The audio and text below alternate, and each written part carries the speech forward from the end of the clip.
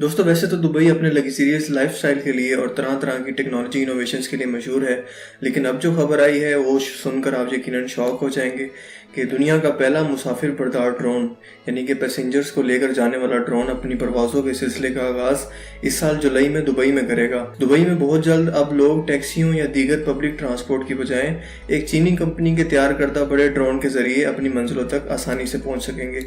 ई-हैंग 184 नामी इस ड्रोन को गुज़श्ता साल मुतारिफ करवाया गया है और इसे दुनिया की पहली खुदकार फ़ज़ाई सवारी का भी नाम दिया गया है। खुदकार से मुराद के दोस्तों आपको सिर्फ यहाँ पर लोकेशन देनी पड़ेगी, इस ड्रोन के अंदर आपको एंटर करना पड़ेगा कि आपको कहाँ जाना है और ये खुद ही आपको वहाँ पर ड्रॉप कर देगा। आपको कोई भी डायरेक्शन देने की ज़रूरत नहीं पड़ेगी। लोगों को एक जगह से दूसरी जगह पहुंचाने के लिए और उनका टाइम सेव करने के लिए एक बहुत ही बड़ी इनोवेशन है। इससे पहले ये इनोवेशन कहीं पर भी नहीं की गई, तो ये एक अपनी नौयत की बहुत मुनफरिद इनोवेशन है जो कि चीनी कंपनी की तरफ से बनाई गई है। इस ड्रोन या क्वाड कॉप्टर में लोगों को टच स्क्रीन में अपनी मंजिल का इंतराज करना होता है। लोगों को बताना होता है कि उनको कहाँ जाना है, टच स्क्रीन पर टाइप करना होता है, जिसके बाद वो ड्रोन खुद से उड़कर उन्हें अपनी मंजिल पर पहुंचा देता है। दुबई की रोड एंड ट्रांसपोर्टेशन एजेंसी ने इस बात का ऐलान किया है कि वहां अब ड्रोन्स को पब्लिक ट्रांसपोर्ट के तौर पर इस्तेमाल किया जा सकेगा। दोस्तों ये ड्रोन बिजली से चलता है जिसके 4 बाजू और 8 प्रोपेलर हैं, जिसे स्मार्टफोन से भी कंट्रोल किया जा सकता है। दुबई हुकूमत के मुताबिक इस साल जुलाई से इन ड्रोन्स को शहर में इस्तेमाल किया जा सकेगा।